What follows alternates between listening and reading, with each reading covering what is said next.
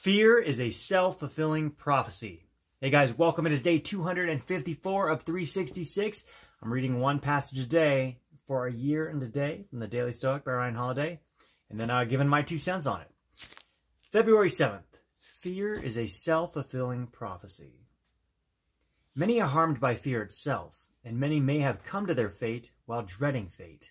That's from Seneca in Oedipus.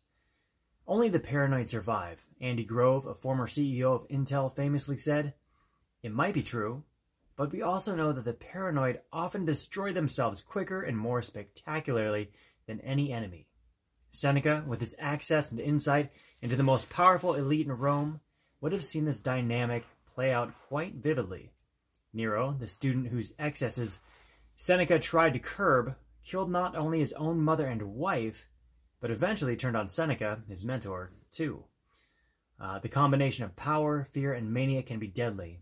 The leader, convinced that he might be betrayed, acts first and betrays others first.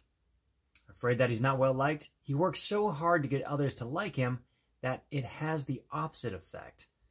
Convinced of mismanagement, he micromanages and becomes the source of mismanagement. And on, the things we fear or dread, we blindly inflict on ourselves. The next time you are afraid of some supposedly disastrous outcome, remember that if you don't control your impulses, if you lose your self-control, you may be the very source of the disaster you so fear. It has happened to smarter and more powerful and more successful people. It can happen to us too. Trying to think of a time in my life where self-fulfilled prophecy. I think I said the story one time, maybe a couple hundred passages ago. A friend of mine and I went skiing, and he lost his wallet on the slopes. And we drove all the way back to my place, about an hour away. And then he wanted to go back. And he was in such a bad mood. Like, the ski resort closed, and we're going to go, like, hop the fence and, like, go find his wallet on the slopes that we all went skiing down, which is just a bad idea. And I told him, hey, we should just go back in the morning. I bet you somebody found it. It's probably in the locker room somewhere.